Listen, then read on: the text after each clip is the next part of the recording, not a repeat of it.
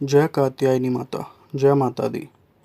चंद्रहासोज्ज्वल करा शार्दूल परवाहना, कात्यायनी शुभम दग्ध्या देवी दानव घातिनी। माँ दुर्गा के छठवें स्वरूप का नाम कात्यायनी है। इनका कात्यायनी नाम पढ़ने की कथा इस प्रकार है। कत नामक एक प्रसिद्ध महर्षि थे। उनके पुत्र ऋषि कात्य हुए। इन्हीं कात्य के गोत्र में विश्व प्रसिद्ध महर्षि कात्यायन उत्पन्न हुए थे। इन्होंने भगवती पराम्बा की उपासना करते हुए बहुत वर्षों तक बड़ी कठिन तपस्या की थी। उनकी इच्छा थी कि माँ भगवती उनके घर पुत्री के रूप में जन्म लें। माँ भगवती ने उनकी यह प्रार्थना स्वीकार कर ली थी। कुछ काल पश्चात जब दानव महिषासुर का अत्याचार पृथ्वी पर बहुत बढ़ गया, तब भगवान ब्रह्मा, विष्णु, महेश तीनों ने अपने अपने तेज का अंश देकर महिषासुर के विनाश के लिए एक देवी को उत्पन्न किया।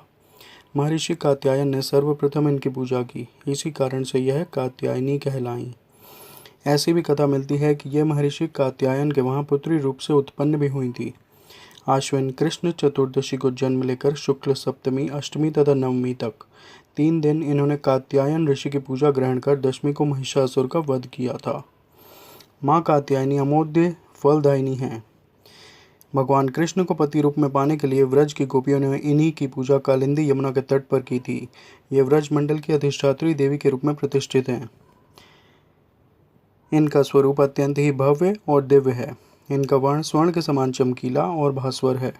इनकी 4 भुजाएं हैं। माता जी का दाहिनी तरफ का ऊपर वाला हाथ अभय मुद्रा में है तथा नीचे वाला वर मुद्रा में है। बाईं तरफ के ऊपर वाले हाथ में तलवार और नीचे वाले हाथ में कमल पुष्प सुशोभित है। इनका वाहन सिंह है। दुर्गा पूजा के 6वें दिन इनके स्वरूप की उपासना की जाती है। उस दिन साधक का मन आज्ञा चक्र में स्थित होता है। योग साधना में इस आज्ञा चक्र का अत्यंत महत्वपूर्ण स्थान है।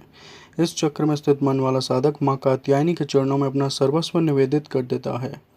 परिपूर्ण आत्मदान करने वाले ऐसे भक्त को सहज भाव से माँ कात्यायनी के दर्शन प्राप्त हो जाते हैं। माँ कात्यायनी की भक्ति और उपासना द्वारा मनुष्य बड़ी सरलता से अर्थ, धर्म, काम, मोक्ष चारों फलों की प्राप्ति को प्राप्त कर लेता है।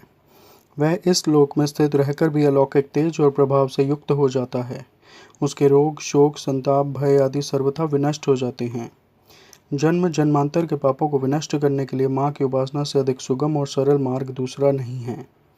इनका उपासक निरंतर इनके सानिध्य में रहकर परम पद का अधिकारी बन जाता है।